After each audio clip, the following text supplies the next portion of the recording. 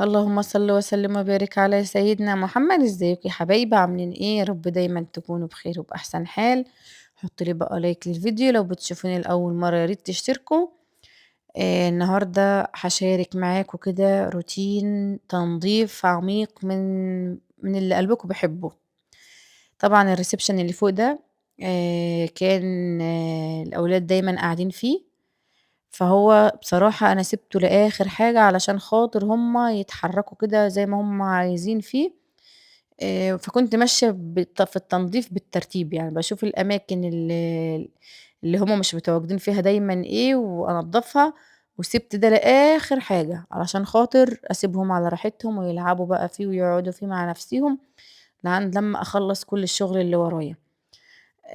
أول زي ما شُفتوا كده كان البنات قاعدين قدّام الشاشة، فقوّمتهم لمّا نفّضت كده الرُكنة وقعدوا تاني، فكنت عايزة أشيل بقى السجادة وأشيل كل حاجة كده، علشان عايزين ننضّف تنضيفة محترمة. عارفين التنضيفة المحترمة هي دي. كان الشمس طالعة وكانت خطيرة، خطيرة، خطيرة. فكان الجو عاجبني جدًا، ولكن للأسف، للأسف يعني على المغرب كده الجو ده قلب يا جماعة. يا خرابي على الإعصار! عارفين العاصفة الترابية اللي بتجيب لكم التراب الأصفر ال مش عارفة أقول لكم إيه. عارفين التراب الأصفر النتن ده، هو ده. أنتم متخيلين بعد ما نضّفت التنضيف ده كله فراح حاصل عاصفة ساعتها وحصل تراب تاني، ولا كأني نضّفت، بعد ما تعبت والله في البلكونة وفي الشبابيك والحاجات. يالّا الحمد لله. آه، عاصفة تيجي على تنضيف أحسن ما تيجي على عفانة. جيت بقى هنا بالفوطة اللي عندي دي، بدأت كده أمسح الترابيزة دي، وكنت باشيل الورقة دي بالراحة كده علشان ما تتقطّعش. دي كانت ليندا راسماها لاسيليا. بس كانت عاملاها بالجلودة، فكان لازق كده ومش كانت عايزة تطلع بسهولة الورق اللي باقي ده، فكنت بامسحه كده بالفوطة اللي معايا دي عليها ريحة مَيّة كده، علشان أبوّش الورقة دي وتتشال. تطلعها كان صعب بصراحة، كنت زهقت وأنا باعملها. ودي اللي ليندا كانت راسماها لي، اللي كاتبة عليها ماما. حطيتها كده في الدرج عشان ما مش هاكنسها يعني وتترمي. فهنا كانت ليندا بقى بتشيل الورق اللي مكان برضه الورقة دي. كان رخم بصراحة جدًا، جدًا، وأخد وقت أصلًا وإحنا بنشيله، فزهقني بصراحة. هنا بقى بدأت أفتح الشباك علشان ده كله هيتنضف. كان في تراب، لإن زي ما باقول لكم كان دايمًا بيكون في تراب. عارفين يا جماعة التعب اللي أنا تعبته ده ولا كأني عملت حاجة خالص. أنا عايزة أعيّط، باسجل لكم كده وأنا عايزة أعيّط. يعني اللي أنا عملته ده عايزة أعمله تاني. يالّا الحمد لله. جِبت بقى المقشة اللي معايا دي وبدأت كده أكنس كل الحديد اللي عندي من كل التراب اللي عليه، قبل ما أمسحه، يعني بانفّضه كده من كل التراب وبعد كده هامسح الحديد ده كله. كنت قافلة طبعًا الباب الإزاز علشان ما فيش أي تراب يدخل جوّه البيت. يعني مش مكتفية مثلًا بالسلك بس، لأ أنا قافلة برضه الإزاز، لإن السلك هيدخّل تراب، ولكن الإزاز هيمنع بقى أي تراب يدخل. وبرضه كنست كده الباب نفسه من التراب اللي عليه والحرف بتاعه. الزوايا دي كلّها كنستها من أي ترابة كده، عشان لمّا نيجي نمسحه بالملمع بقى ما نمسحش وهو عليه تراب، نمسح على نضافة. قومي يا أختي، قومي يا حبيبتي، قومي امسكي لِك مقشة كده ونفّضي الشبابيك يا أختي. لو عندِك بلكونة قومي نفّضيها. قومي اتحمّسي كده. أُمّال أنا باعمل كده معاكم ليه؟ ما علشان أحمّسكم. بعد ما خلّصت التنضيف، بعد كده بقى جيت بالفوطة اللي معايا دي وهامسح كل الحديد اللي عندي ده من جوّه ومن برّه كده. والله العظيم خلّيت البلكونة دي بتلمع يا بناتي، بتلمع كده. كانوا تحبّوا كده تفرشوا فيها وتقعدوا فيها. فاكرين لمّا كنا فطرنا فيها أنا وسليمان؟ هي كانت عايزة بعد المسحة والغسلة دي، كانت عايزة الطبلية تتحط كده ويتاكل فيها طعمية.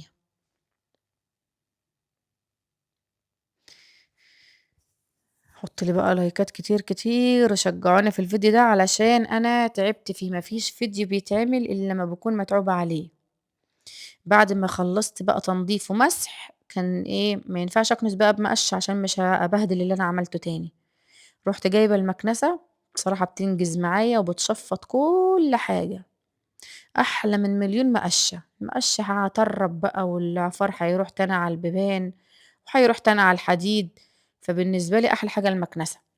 بعد ما كنست بيها كده رحت فكة الوش بتاعها لقدام ده، ورحت مشفطة كده من الزوي بتاعة السيراميك دي، وشفطت برضو التراب اللي في المجرى بتاع الباب كده، عشان لما اجي امسحه يكون مش في تراب، ما يعملش معايا طينة. شفطت كله. بعد ما شفطت يعني احنا كده مسحنا الحديد وكنسناه ومسحناه وكنسنا البلكونة. بعد كده نعمل ايه؟ انا كنت ماشية بالترتيب في التنظيف. بعد كده نلمع بقى، نلمع الباب والازاز واي حتة في الباب. طبعا الباب ده يعني دايما بنفتحه، يعني الولاد دايما بنفتحه نهوي واحنا قاعدين مش عارفة ايه، فدايما ايه هيكون متبهدل. فمسحته كده من اي تبصيمة ايد. والازاز برضو سيليا بقى تيجي مثلا تحط ايدها على الازاز هنا. فهو ده اكتر باب بلكونه مهلوكه عندي بصراحه، عشان الريسبشن ده هم قاعدين فيه دايما. ومن بره كمان اهو، مسبتش حته في الباب ده. لما عملتها طبعا لو سليمان كان ايده مش تعباه، كان هو بصراحه اللي عمل المهمه دي. بس انا بقى اللي توليت المهمه من اولها لاخرها زي ما انتوا شايفين كده.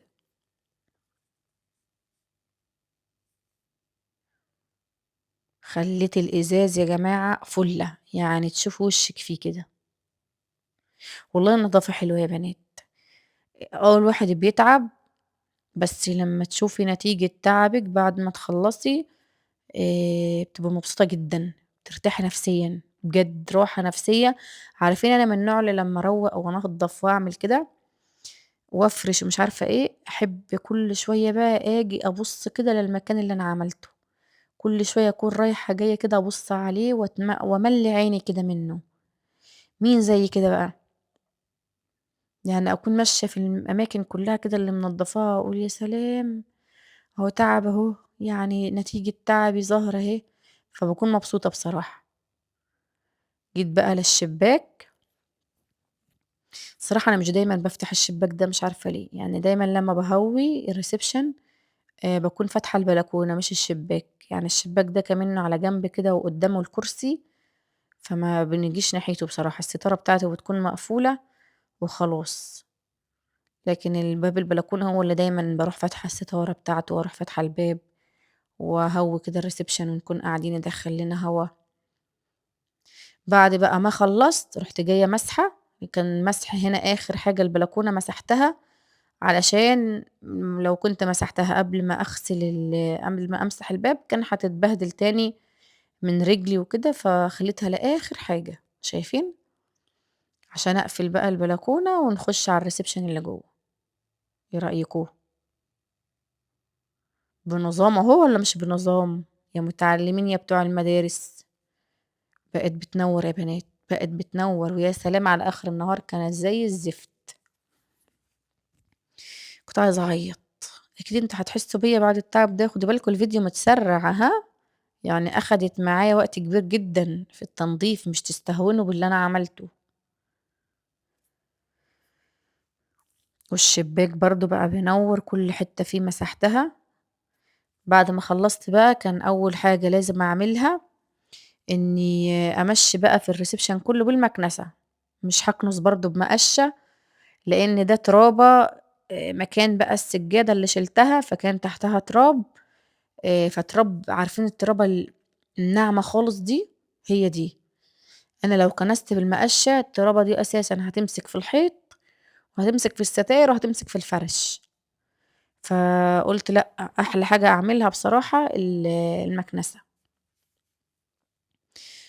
زقيت كده الركنة علشان كل حتة هتتكنس وكل حتة هتتمسح في الريسبشن، فمش هسيب حتة فيه الا لما انضفها. بصوا بقى الحيطة، بُص حرف الحيطة بتاع الرُكنة اللي ساند على الحيطة، لمّا الرُكنة بتسند على الحيطة بتعمل حَد كده، بتعلّم إزاي مكانها. بصراحة ما مسحتهاش الحَد ده، لإن حتى لو مسحتها طَب ما أنا هارجّع الرُكنة وأسندها على الحيطة تاني وهتعمل تاني، فما حبيتش أتعب نفسي بصراحة، كفاية التعب اللي لسه هاشوفه. بعد ما خلّصت كده تشفيط بقى بالمكنسة، هامسح المكان اللي أنا كنسته علشان أرجّع كل حاجة في مكانها تاني، وعلشان أعرف أتحرّك. بصراحة فكّرت أغيّر نظام الرُكنة، بس ما لقيتش ليها، ما حسّيتش لأ، ما حسّيتهاش هتكون حلوة، هي رسمتها هي كده، هي لايقة على كده، مش ما عرفتش بصراحة أغيّر.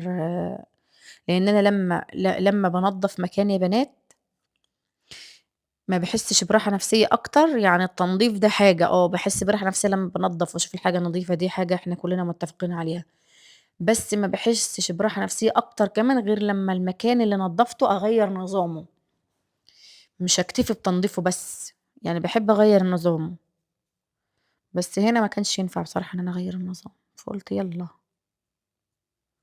والله الكرسي ده مش عاجبني هنا بس هاودّيه فين؟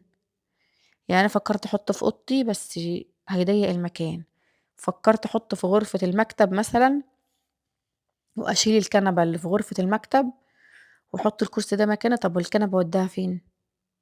يعني أنا محتارة مثلًا، يعني أنا دلوقتي محتارة مش فاهمة بصراحة، فاقترحوا عليَّ مثلًا، أنتم اقترحوا عليَّ في الكومنتات، أسيبه مع الرُكنة والّا أحُطّه في غرفة المكتب؟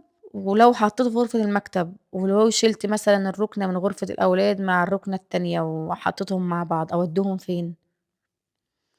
ما أنا مش عايزة أحطّهم في غرفة من الفاضيين إن أنا أقفل عليها وخلاص ولأ، إحنا برضه عايزين نستخدمها، يعني رُكنة مش هاركنها يعني لإن دي بفلوس وحرام، مش هافضل راكناها، ما أنا عايزة أستمتع بيها. أنا يا جماعة من النوعية اللي بتحب تستمتع بالحاجة بتاعتها، إحنا بنبقى مكلّفين وعاملين حاجة نضيفة وصارفين وعاملين، بس أنا كبني آدمة وليّا أولاد، أنا عايزة أستمتع. مش شرط إن أنا أبهدل أو ولادي يبهدلوا، لأ، طب ما أنا لازم أعلّمهم على النظام، طب ما هُم لازم يتعلّموا ويتعوّدوا إن الحاجة مش يبهدلوها ويحافظوا عليها ويخلّوها نضيفة والكلام ده كلّه، ما إحنا لازم نربّي ولادنا على كده، مش دايمًا هنكون حايشين كل حاجة وعاينين كل حاجة وقافلين على كل حاجة وهُم مش متعلّمين ولا متعوّدين على النظام ولا على النضافة ولا على الكلام ده. فأنا من النوعية اللي بتحب تعيش في المكان وتستخدم الحاجة بتاعتها وتفرح بيها، حتى لمّا كنت متجوّزة وكان عندي النيش اللي بيكون فيه الصيني والبايركس وطقم الجاتوه والكاسات اللي كان أشكال وألوان، كان عندي حاجات خطيرة، برضه كنت باستخدمها، أقسم بالله كنت بافتح النيش يعني كان أيامها ما فيش واحدة بترضى تعمل زيي أبدًا، كان أي عروسة النيش ده كان ليه مفاتيح أصلًا. أي عروسة تشوفوها في الحياة كان دايمًا غالقة النيش بالمفتاح، والكاسات وكل حاجة بقى مرصوصة، مرصوصة، مرصوصة ولامة تراب، لامة تراب الدنيا، ويا دوب هتفتح كل عيد والّا كل مناسبة تفتح النيش تنضّف تحط لها طبقين مَيّة، طشتين كده، تغسل فيهم الحاجات وتنشّفهم وترجع ترصهم تاني، هو كان كده النيش ده نظامه كده، لكن أنا ما كنتش كده خالص. كان عندي نيش وكان مليان كل حاجة وأحدث حاجة، بس كنت بافتحه، كنت أمّا باتعشى أنا وسليمان باروح مطلّعة الطقم اللي شكل بعضه وحاطة فيه العشا، أطلّع الكاسات اللي زي بعضها وأحط فيها العصاير، أطلّع الأطباق التانية وأعمل فيها سلطة فواكه، كنت باستخدم كل حاجة فيه، بصراحة ما سِبتش حاجة في نِفسي، هو أنا كده. نحافظ على الحاجة، ما قُلناش حاجة، بس برضه نستمتع بيها. لإن إحنا لو مش استمتعنا بيها، هنستمتع بيها إمتى مثلًا؟ يعني مش عارفة بصراحة، أنا كده غلط والّا صح؟ بس أنا بصراحة شايفة نفسي صح، مش شايفة نفسي غلط خالص. هنا بقى بعد ما شفّطت التراب اللي في الreception كلّه لمّا شُفت الطرقة اللي رايحة على الحمام دي برضه كلّها شفّطتها، لميت كده بقى المكنسة على جنب، وبالموب دي ما سبتش ولا حتة في الريسبشن، وحتى مكان رجلي كده لما بمشي برجع تاني يا بنات. يعني انتوا بتشوفوني مثلا ماشية بدوس على المكان اللي انا مسحته، لأ، كنت بارجع له تاني بقى وباروح جاية ماسحاه مكان ما أنا كمان كنت بادوس عليه. جِبت بقى الفوطة اللي معايا دي وغسلتها كده وبقيت أمشّي على أي بُقعة إيد، لإن طبعًا الطرقة دي هي اللي رايحة على الحمام، فدايمًا الأطفال بقى أنتم عارفين، يحطّوا إيديهم على الحيط وهُم داخلين الحمام وهُم طالعين من الحمام، فبتطبّع بقى، أي تطبيعة رُحت جاية ماسحاها كده، لإن اللون للأسف فاتح جدًا، جدًا، وأي حاجة بتظهر فيه يا جماعة، أي حاجة بتظهر فيه، والله اللون ده تعب نفسيتي بصراحة، ما ينفعش الألوان دي خالص مع الأطفال، عشان تكونوا عارفين يعني. فمشيت في كل حتة إزاي، ومفاتيح النور طبعًا، مفاتيح النور هي أكتر أماكن بتكون برضه متبهدلة، لإن أنتم 24 ساعة بتفتحوا النور يعني كل يوم، كل يوم بتدوسوا عليها، وجنب كده المفاتيح أنا قُلت أمّا أقعد لِك دقيقة كده أريّح، لإن أنا كنت تعبت أصلًا، وكان المكان اللي تحت ده متبهدل، فكنت قاعدة كده علشان أعرف أمسحه، وما اكتفيتش بكده، أنا أخدت السلِّم كلّه يا بنات، أخدت السلِّم كلّه، ما سِبتش ولا حتّة فيه، لإن برضه السلِّم بتاع اللي طالع من تحت على الreception اللي فوق ده، ده برضه أكتر مكان كان متبهدل، أكتر مكان من إيد ولادي. طالعين نازلين بقى إحنا طولة النهار بقى، طولة النهار طالعين نازلين، طالعين نازلين، طالعين نازلين، فالمكان ده كان كلّه متبصّم، فغسلته كده كلّه. هنا بقى ما كانش ينفع مكنسة خالص، أنا جِبت بقى المقشة عشان أعرف أكنس، لإن المكنسة ما هاعرفش بقى عشان أكنس بيها السلِّم هاشيلها بإيدي، فرُحت كانسة كده بالمقشة، وبعد ما كنست رُحت ماسحة أهو السلِّم كلّه. على فكرة أنا مسحت لعندي تحت، يعني حتى لو ما صوّرتش معاكم بقية السلِّم، بس أنا عملته لعندي تحت، وأنا طبعًا لسه ما فرشتش، الreception اللي تحت مش مفروش، هو ملموم على جنب زي ما هو، كل حاجة ملمومة، يعني أنا كده نضّفت تحت ونضّفت الreception اللي فوق، وزي ما شُفتوا معانا نضّفنا الدور بتاع المكتب، وغرف النوم تنضيف عميق برضه الغرفتين، فما كانش فاضل معايا حاجة غير الreception اللي أنا فيه ده، كان عايز برضه تنضيفة محترمة. وزي ما شُفت معايا برضه الفيديوهات اللي فاتت، كنت نازلة من على السطوح من فوق للدرابزين كلّه ما كنتش باسيب فيه ولا حتّة، فلمّا مسحت الدرابزين من فوق وصلت لعند الreception ده ووقّفت، يعني ما كمّلتش، وقّفت هنا ما كمّلتش، فكان فاضل معايا الreception ده، فقُلت لمّا آجي أنضّفه هابدأ من عنده هنا لعند الreception اللي تحت. فهو ده اللي حصل يعني، أنا بقى مسكت الدرابزين كلّه من من الreception ده لعند الreception اللي تحت، كلّه يا بنات ما سِبتش ولا حتّة فيه،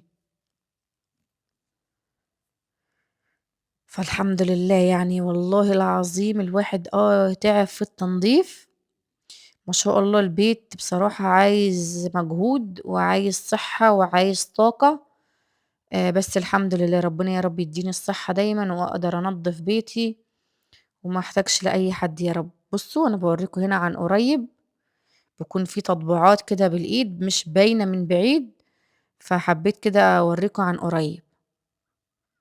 أنا بقى هاخد السلِّم ده كلّه كده لعند تحت، ما ارتحتش بصراحة غير لمّا خلّصت زي ما أنتم شايفين كده.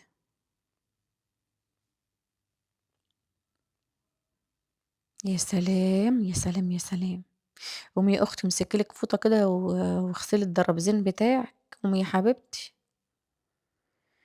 أنا هنا كنت خلاص خلّصت كل الدرابزين أهو، ومسحنا بقى الreception زي ما أنتم شفتوه كده. يا سلام، يا سلام! بدأت تبان يا بنات، بدأت تبان. تعالوا بقى لمّا أورّيكم، هنا بعد ما خلّصت، سِبت بقى الأرضية كلّها تنشف، شايفين اللمعان والنضافة؟ الله، الله، الله! هنا بقى كان حصلت العاصفة وأنا مش واخدة بالي خالص، خالص، خالص، وسايبة بقى البلكونة وسايبة الشباك بهَوّه، بس فرشت هنا الفرشة الcover ده عشان خاطر الأولاد مش يبهدلوا الرُكنة، فكنت سايبة بقى البلكونة تهوّي وسايبة الشباك يهوّي، أتاري الدنيا هوا وتراب برّه. يا مروتي على حظِّك يا أختي. خلّي بالكم يا بنات لسه الدرابزين ده مش كِمِل، يعني لسه المفروض يتحط عليه خشب كده فوق آآ زي الحلية كده، هو لسه ما كملش. بُصّوا هنا، أنا جيت هنا بابُص كده لقيت تراب، شايفين؟ أقسم بالله حصلت لي صدمة، بُصّوا الدرابزين، بُصّوا التراب الأصفر اللي عليه، على الحديد ده، أنا حصلت لي صدمة عصبية بس خلاص، خلاص هاعمل إيه، رضيت بالأمر الواقع. رُحت قافلة الإزاز لمّا اكتشفت اللي حصل، يعني ملامح وشّي اللهم صل على النبي كان هاين عليّا أعيّط، بس سكت، هاعمل إيه؟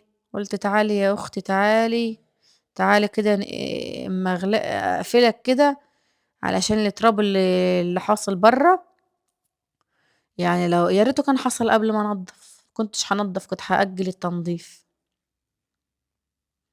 قفلت بقى كده وأمِّنت بعد ما التراب أصلًا يعني بهدل الدنيا.